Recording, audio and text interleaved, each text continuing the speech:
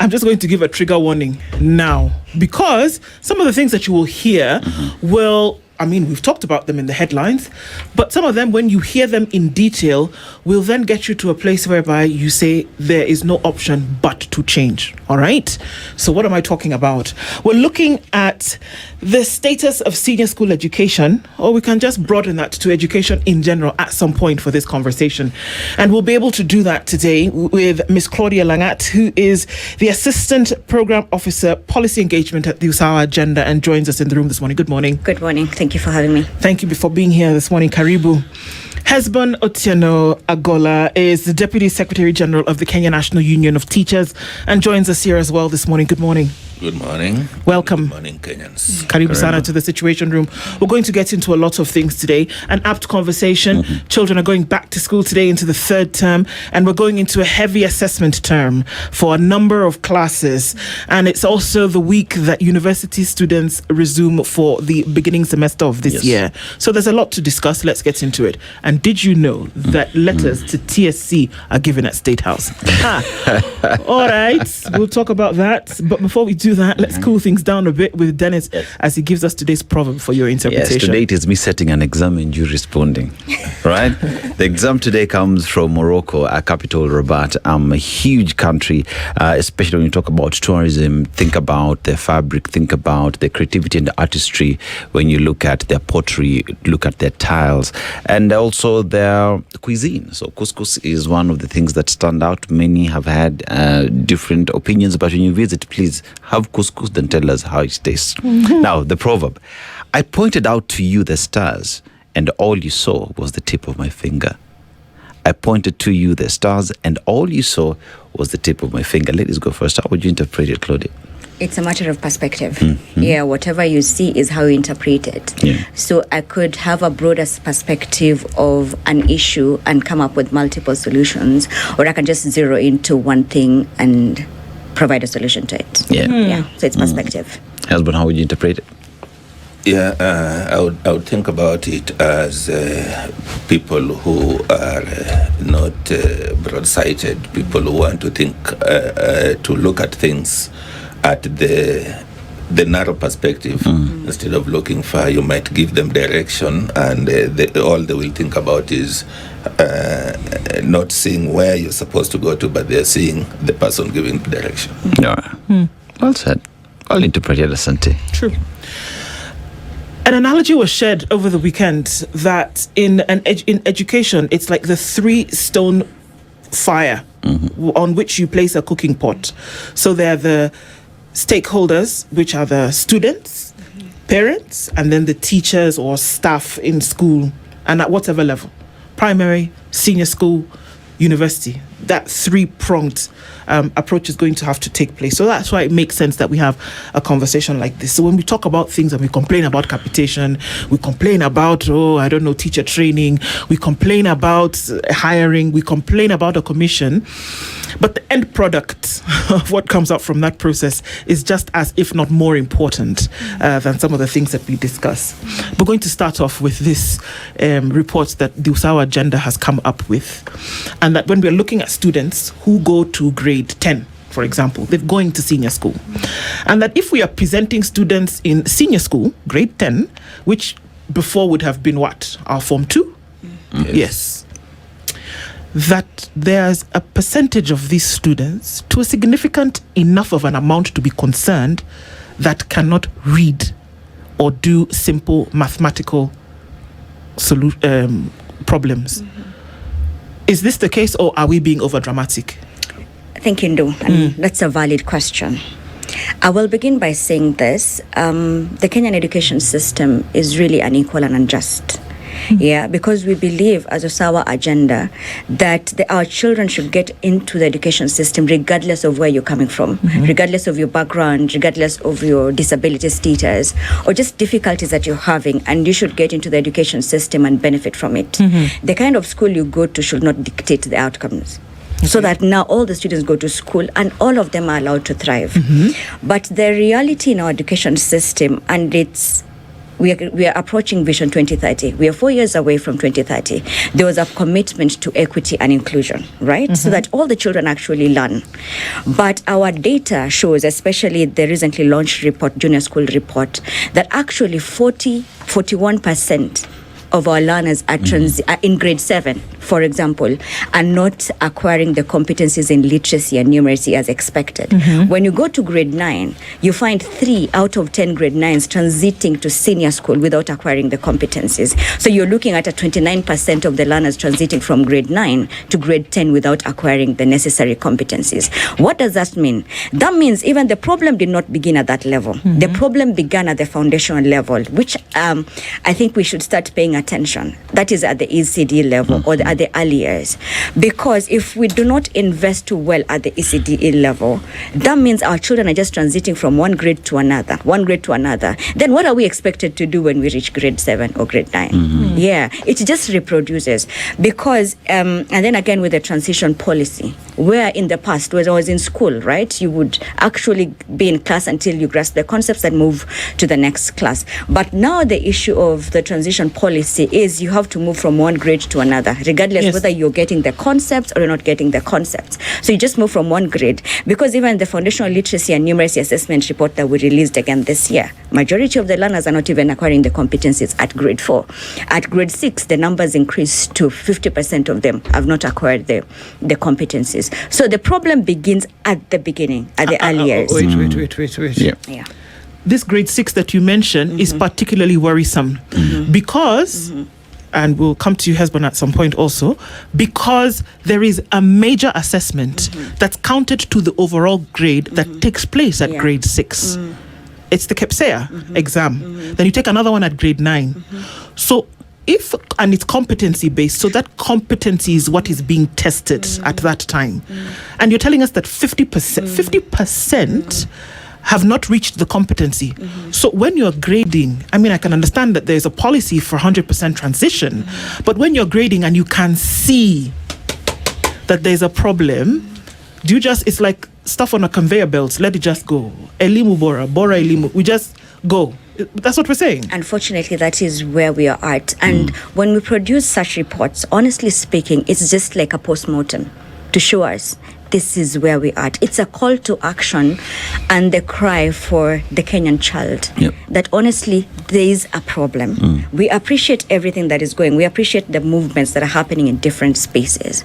But if a child cannot read at that level, you can imagine if you're looking at the skill set that we will produce at the end of the system, what kind of teachers will we have? What kind of doctors would we have? What kind of parents will we have? Because we normally say, and we say illiteracy reproduces, right? If you went to school and you didn't acquire these competencies, give birth to a child, what are you transferring to this particular child? In competency-based curriculum, there is a big role played by the parents at home. So for example, if you're a parent and you went through the system and you did not acquire the competencies, what support? You can offer support to an extent, but are you competent enough to actually support this child? Claudia, and then maybe Hesbon, if from a teacher's perspective, you know that the student in your class, okay, let me not get to that point. Hesbon, when we say that somebody cannot read, what are we talking about? Like read, I can see SpiceFM, I can read. When we say that somebody cannot read, what does that mean? With comprehension. So I can read, but I don't understand what this thing is saying to me. What are the processes under which a child should then be able to read and understand? And for a teacher to then be able to say, this person has achieved this. Thank you and for welcoming me into the conversation. And I've seen that the conversation has started with a very high speed. And I want to really appreciate that we are discussing something that is out of research. So it means that there's some evidence to the fact that there is a challenge with reading and comprehending. And then maybe the use of simple numeracy. Let me say that just like Claudia has put it, that in education, foundation matters. I've heard you talking about Bora Elimu na Elimu Bora. we should also talk about si bora msingi, lakini msingi bora. The foundation that is being given to a child, so that that child can get the foundation of being able to eventually read for comprehension. The government of Kenya lately have started the conversation of looking at foundational learning as a very key aspect of basic education. But initially, basic education was at maybe early year learning, or what we call early childhood learning, was not being taken very seriously. And that is why you can even see, though it is constitutional, a very great divide between the management of early childhood education and basic education, where they have been separated. One has been given as a county function, and the other one as a national function under the Ministry of Education. If all this encompasses basic education, then I would believe that early learning would be considered the same way they are considering learning at primary, senior, and junior school. But because we don't even know how the curriculum is being handled at the early learning, when it is given to the county government, and each and every county operates on its own way, and they give weight in different ability of the resources that are available in the counties. So I want to bring in the aspect that as Kenya, I think we did not get it right when we have not taken care of early learning. And this is where now we come in with the foundation for literacy and numeracy. This is where we come in with the foundation of saying, how do we teach our children the basic reading skills, listening skills, and then maybe manipulation and all that, to ensure that they acquire the early, the simple reading, even reading and explaining. Like me, I remember when we were in nursery school, we used to call them nursery schools by then. You read, and then maybe you have examples you can express and maybe talk about it. So that can be a gap. The second gap is maybe on the training of teachers who are handling the early learning. Initially, there has not been put a very strong stress that the teachers who qualify to teach at baby class, nowadays they call it that. We have baby class, we have nursery schools, maybe PP1, PP2. The kind of qualitative teachers that are teaching at that level, mostly it is taken that maybe those who have dropped out of Form 4 and cannot go to maybe colleges, they acquire them, and they say that somebody who has a certain grade, let me not diminish any grade, but if somebody who has not really performed well in KCSE, but that person, you say that person can handle a child who is just joining learning at nursery school. And then you find that there is no proper structure, no proper training. So that brings already a challenge and a gap on the people who are putting the foundation, the learning foundation that these children should get. So that becomes a gap that needs to be looked at. And then now, in some countries, you'll even find that the people who are handling these children so that they can inculcate the issue of early learning are people who have been trained properly, and others are even degree holders, and others are even professors, and with specialty in handling early learning. So it is a conversation that we need to have even at the national level when we're looking at growing up children so that they acquire the Claudia, simple basic skills. When you look at the report that you came out with and the findings that are there, I immediately went back and looked at when we launched the system. There was the aspect of retooling that happened, and the retooling aspect of it has always been a subject of conversation, because like Hezbon is saying, did we ever think about the foundation blocks and even retooling ECDE teachers so that as they prepare these children, they're getting ready to get to primary, junior, senior school? Or is that just an area that was overlooked completely because we focused on what the national government wants to do? There is fine, we're constructing new ECD centers across the country, but do we have quality teachers who are in tandem with the new curriculum and are able to prepare these children as they grow up the system? As I told, there have been interventions, like intermittent interventions to be able to support the teachers to adequately prepare our students. But I think there was a gap in the ideation and before the implementation of the curriculum. Because as even you're preparing to cook a meal, you normally have ingredients set up or spread out.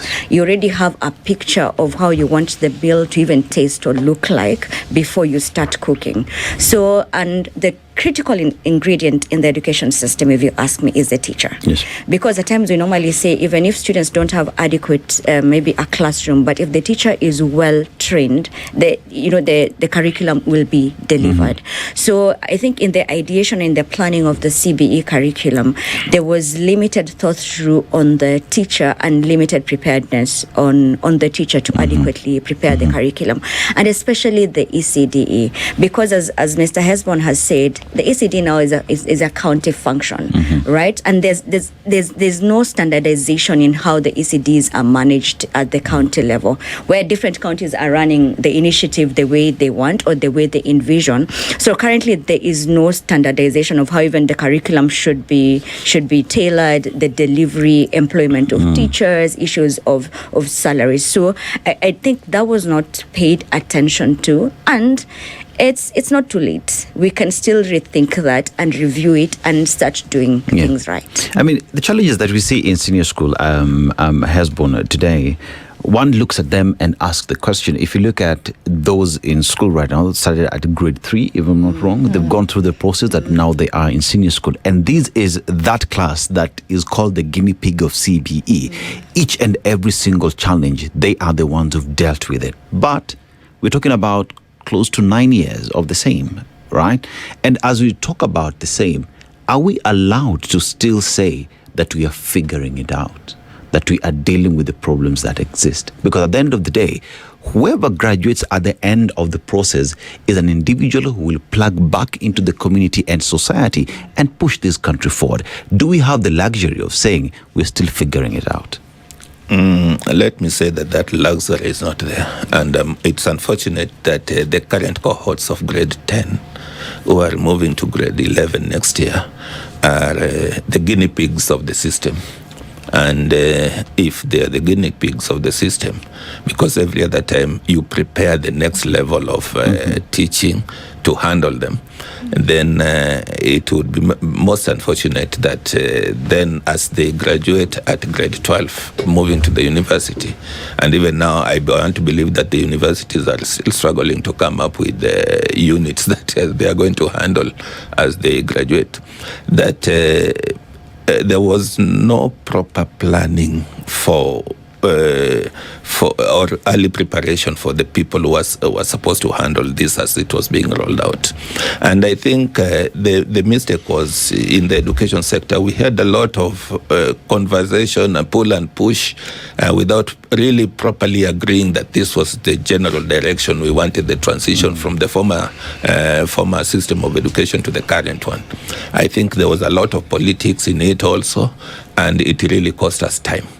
And so even as we are now moving to the current grade 10, moving to grade 11, I can see now is when we are struggling to retool the teachers at secondary school level. We are struggling to retool them.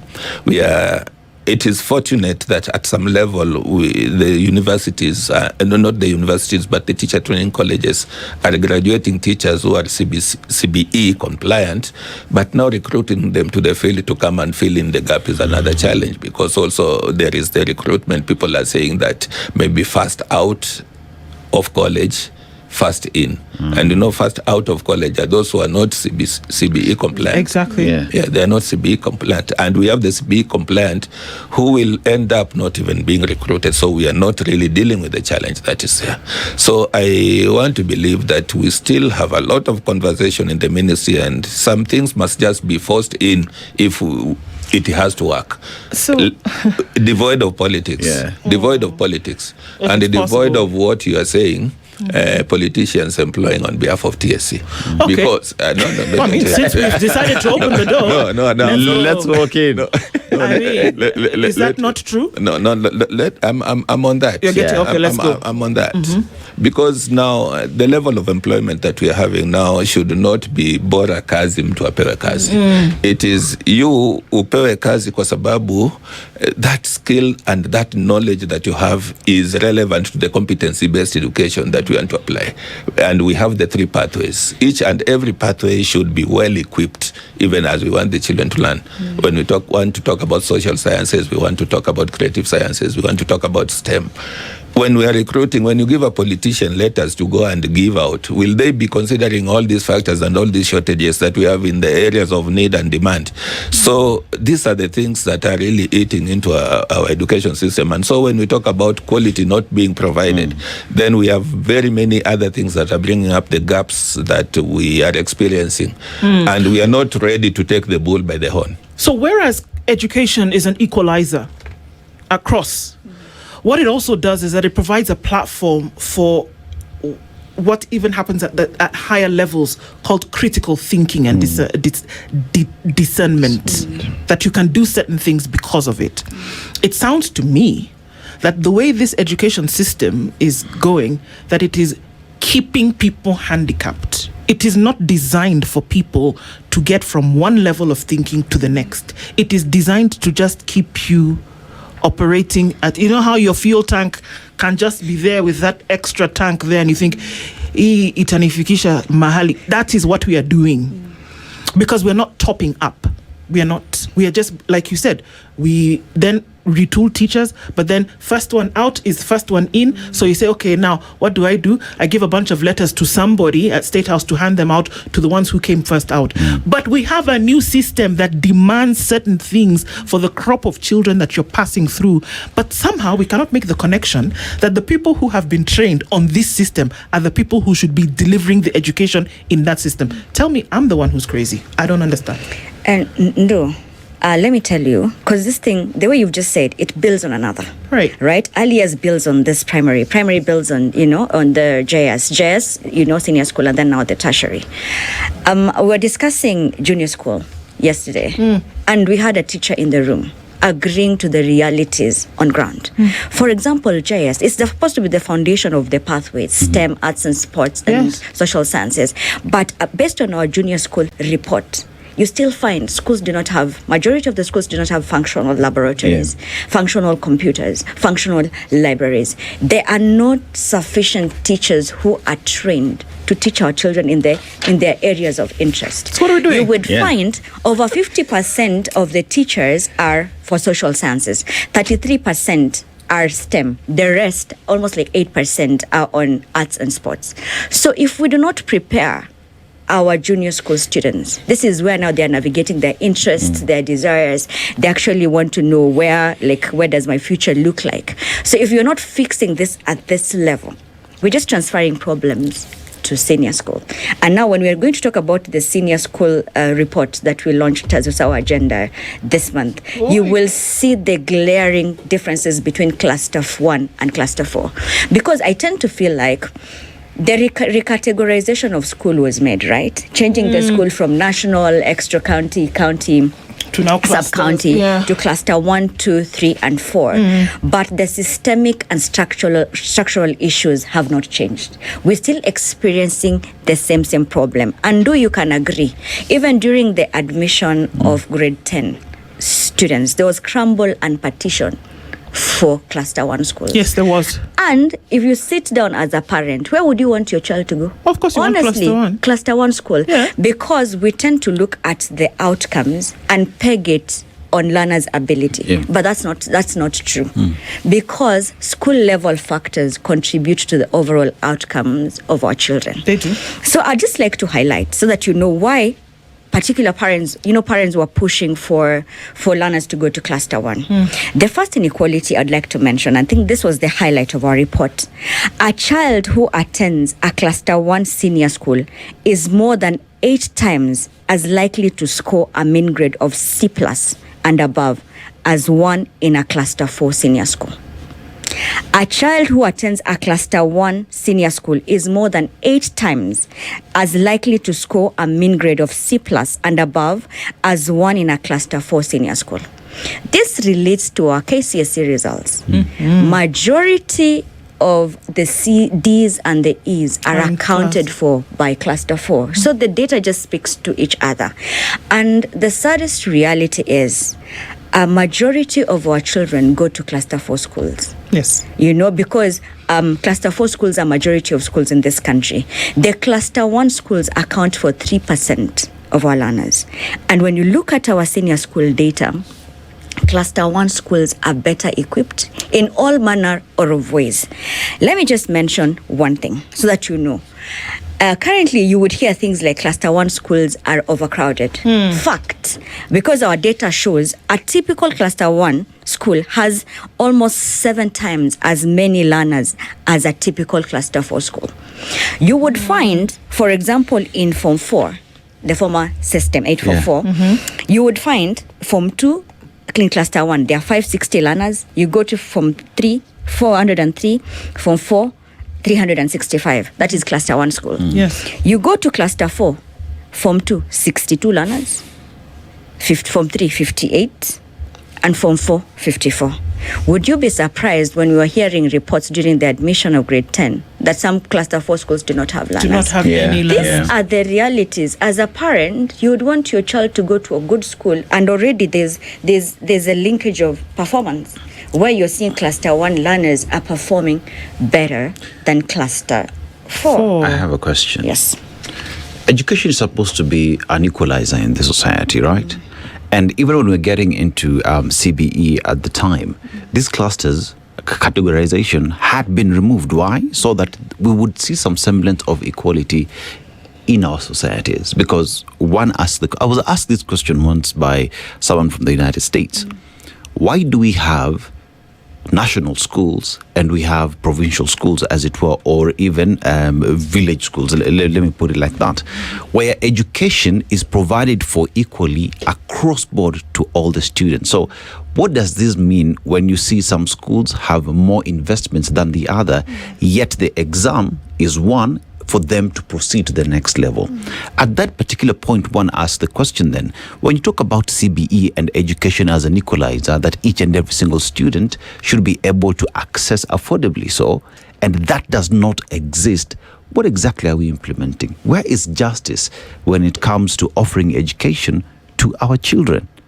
I think the idea of coming up with the competency-based education was we would have talked about God-centered idea, in that we were shifting from a situation whereby it was just competition and issue of reading for reproduction during the exams and passing exams and transiting to the next level. And I thought we were coming up with a situation whereby we were going to have education as an equalizer, as you say.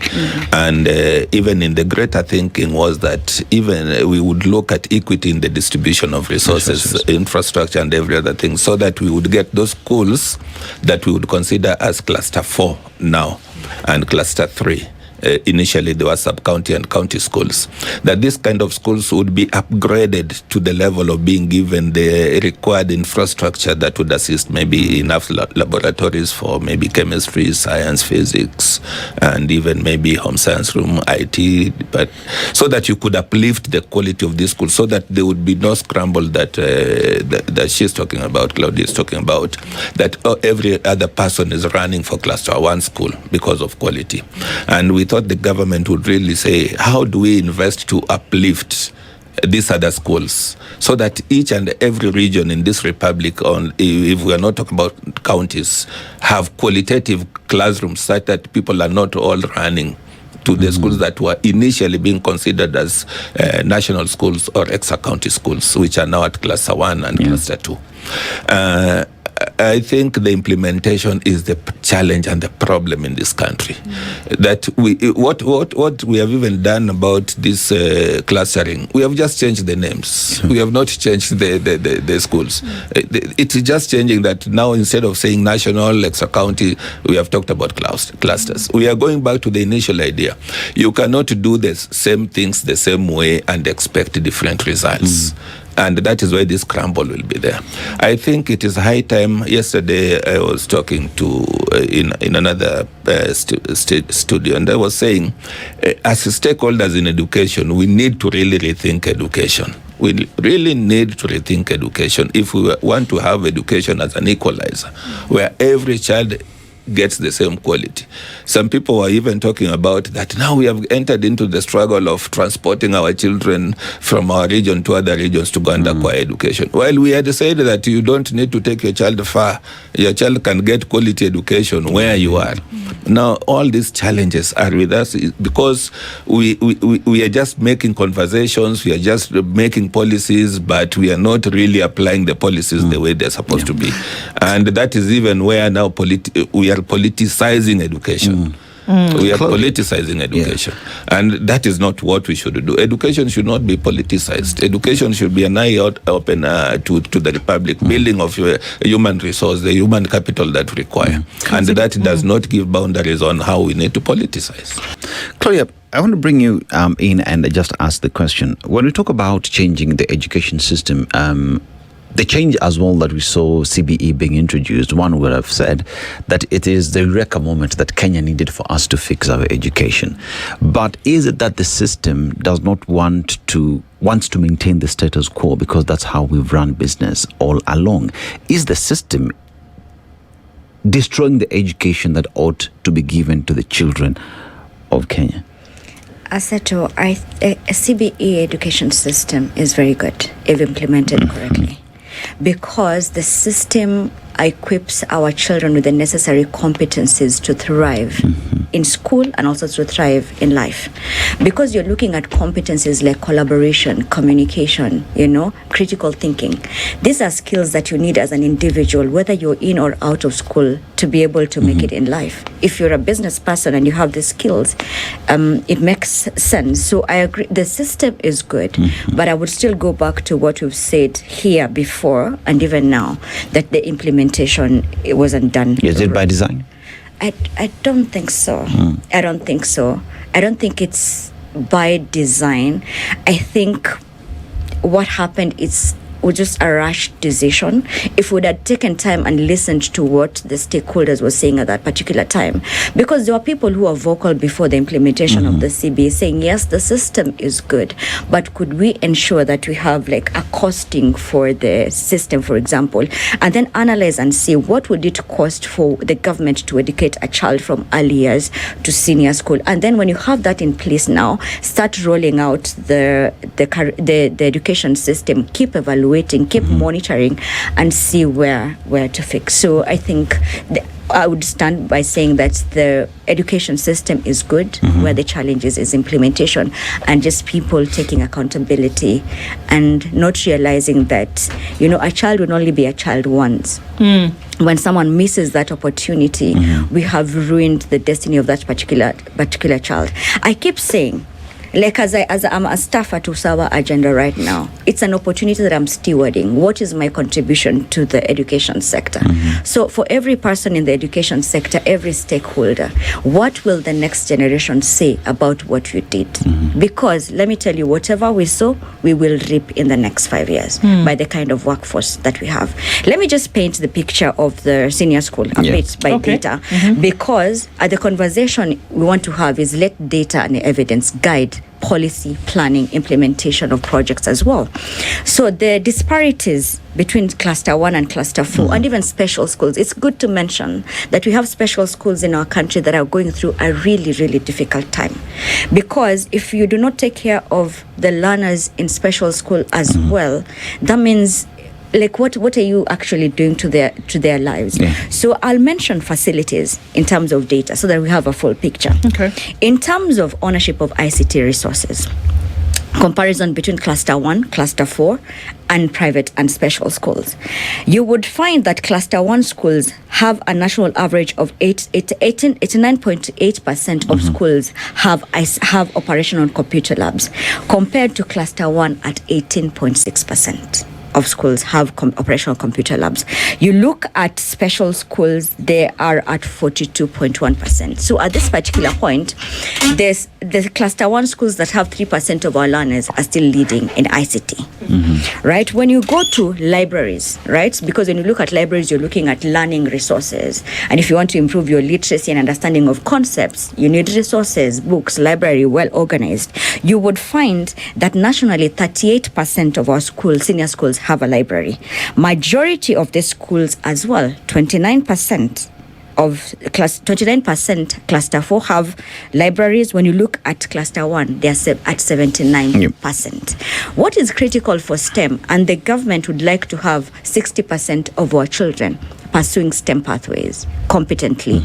You would find that in terms of laboratories, Ndu and Aseto, cluster 4 schools are leading in multipurpose laboratories. What do you understand by multipurpose? Multipurpose is you have a room laboratory which it has everything. Right? They're the ones leading in that particular category at 75. Cluster 4 schools. Cluster 4 schools at 75.8%. When you come to specific laboratories for chemistry, for biology and physics, cluster 1 schools are leading. The percentage of cluster 1 schools with these facilities are leading. For example, chemistry laboratories, 88.4% of cluster 1 schools have chemistry laboratories, compared to 21.6% of cluster 4 schools. Why the discrepancy? When you come to physics laboratories, you would find cluster 1 schools, a total of 86.4% of them have biology laboratories, compared to 13.6% of cluster 4 schools. When you come to biology, you would find 93.9% of cluster 1 schools have biology laboratories, compared to 13.8% of cluster 1 schools. I am not shocked because the results show. When you look at the KCSE results, like which students are trailing in terms of D's and E's in some of the subjects, it's cluster 4 schools. It's the school level factors contributing to the learning outcomes of these learners. They are not well resourced, and that is the cry of cluster 4 schools. And also the other dynamic, I want to talk about retention and attendance. You would find, allow me to look at my papers because I don't want to give erroneous figures. Data should be accurate. So if you look at attendance and retention, the number of schools that has the highest teacher absenteeism is special schools. And when we say At teacher 14. absenteeism, is that they just don't show up? Okay. So that means there are lessons that are unattended. Yeah. You've gone to school, but you're not being taught. So look at the lens of special schools as well, and cluster 4. Special schools have the highest rate of teacher absenteeism at 14.9%. And when you look at cluster 1 school, the absenteeism rate of teachers is 5.9%. Look at the margin. When you look at unattended lessons, right? Cluster 1 schools have 2%. Cluster 4 schools have 12%. And special schools have 17%.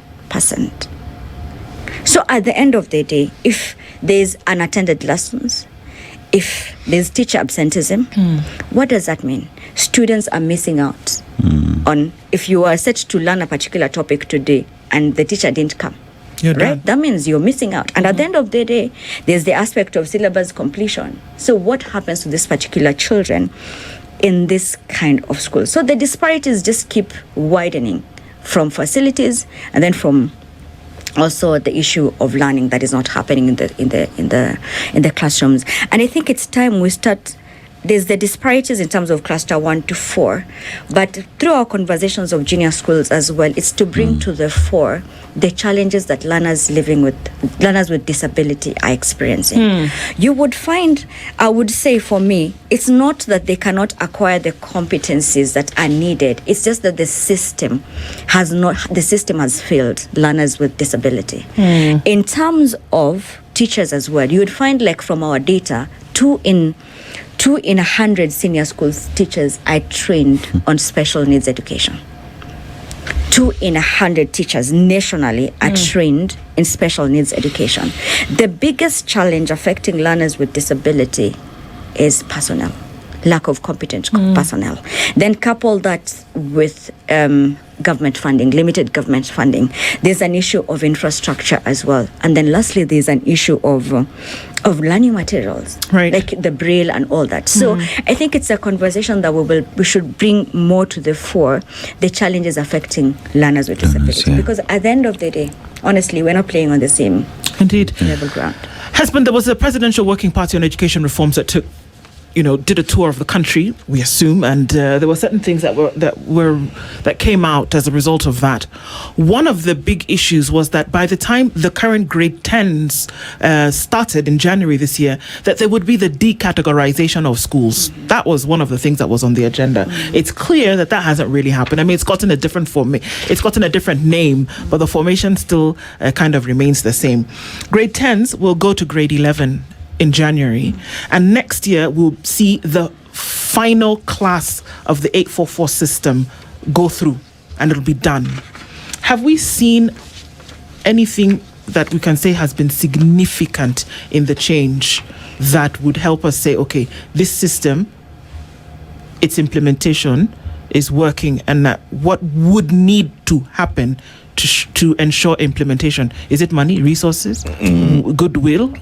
Political goodwill? I think it all goes with the preparation and provision of the required basic requirement, like the infrastructure that would have really helped us to roll out the competency-based education according to the recommendations of the Presidential Working Party.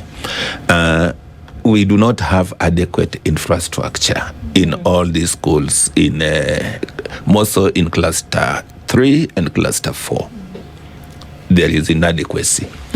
And if we use the situation as we have from the recommendations of the Presidential Working Party, it was that they were forecasting that by the time these students were going to grade 10, 11, 12, the government would have provided infrastructure into these schools so that the learning infrastructure and the materials would have been available, which has not been done to date. It has not been done. So it becomes a fallacy, it becomes a big challenge. Yeah. So that is one of the things that has made us really not to achieve what the competency-based education was to achieve. And again, the issue of, we had talked about it and it keeps on coming up, the issue of clustering schools. Initially, the idea was that the schools just be considered as schools with open doors for everybody. Claudia has talked about the performance of the schools and people in cluster 1 being much more transiting to universities and cluster 4 not being affected.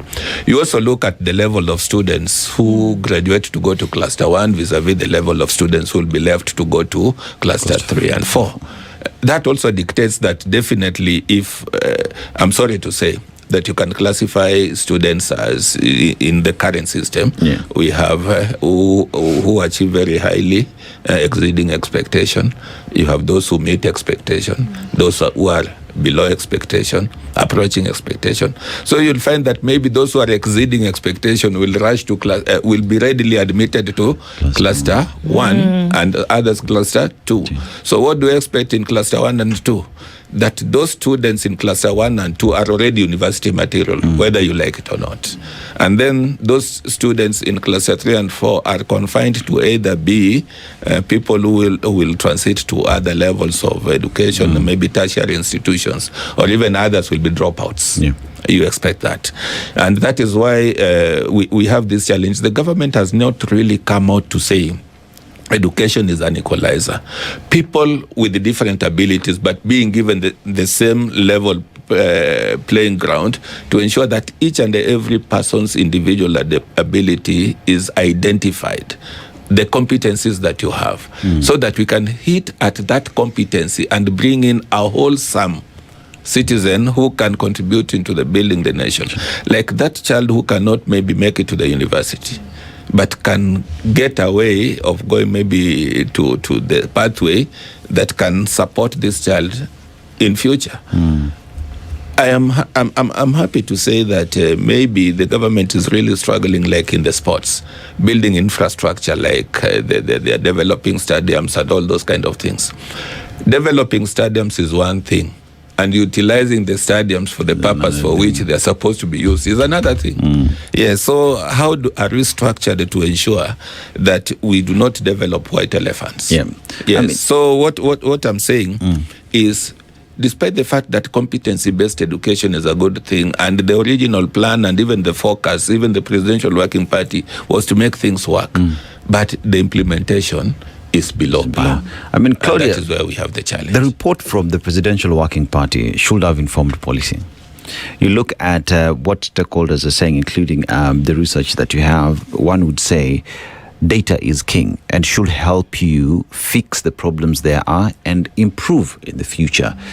All this information that we have, why are we not seeing, what would you reckon is the reason why we're not seeing intentional implementation of these changes that would just make our education work?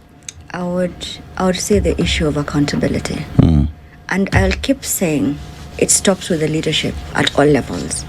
Because if you're accountable to your role and accountable to the children of this nation, such data that is released by Usawa Agenda and any other organization should actually ring a bell and call you to action. So for me, I feel like the gap there is the issue of accountability and not prioritizing education as a great contributor of our economy and building the lives of people now and post-education. So I think it's just calling everyone to be accountable and using data and evidence to inform decisions. When you're doing budgeting for education, for example, or allocation of resources, whether at the county level or at the national level, let that be guided by data and evidence. And then when you begin implementing, just pause after a few years or a few months and see where are we at, what is data telling us? Because we can collect data at different levels. Even the teachers in the classroom have a component of data collection that they can mark when they're marking assignments, they can see where the problem is. Is this child actually acquiring the competencies or there's a struggle there? And using that data to inform the next instruction. So data, I will keep saying, data and evidence should inform our action. And this is the data for senior school. So it's just a call to action. Indeed. Refer to this and not have blanket solutions. Right? Let's not have blanket solutions. There's a problem in senior schools. Let's now react and do X, Y, Z. Look at where intervention is most needed. And where intervention is most needed in the senior school now is in cluster 4 schools and special schools. Right. So it's just a call to action for people in the position of influence to be accountable. A lot of these things need resources, and that we can be very clear about that when we're talking about, buffering up. And really quickly, as to go to this, that there's some money that's retained at the ministry from capitation that's supposed to go towards development. Would we say that this is where this money should be going to? If we're looking at cluster 4s and they need some help, wouldn't that money go directly to such things? Priority. Priority. The government should have the right priority for the use of resources. And I think even as we were having a conversation on the release of these reports by Usawa Agenda, I'm happy that Usawa commented and they said that the recommendations should not come from them, it should come from us, the consumers of these reports. And now the conversation should be, and you talked about intentional. Do we have intentional leaders who want to really apply what we are seeing, what we are consuming from our researchers? Are we ready to consume? And then the other question is, who is working with the vision of education in this republic? Who is working with it? Because if every other person wants to work with the vision that we have as we are transiting to competence-based education, then we would really say that we have the right people who are implementing the reforms that we want. So there are two things that are coming in here: being intentional, non-politicizing, and then working with the vision of the change in the education curriculum. Indeed. If anything we will do is keep these conversations front and center until the needle moves. Thank you both for being here with us this morning. Claudia Lagat is the Assistant Program Officer Policy Engagement at the Usawa Agenda. Husband Otieno Agola is the Deputy Secretary General of the Kenya National Union of Teachers. Thank you for joining us this morning and for having this very important conversation with us that we can't stop on. This is the Situation Room, the only way to start your day.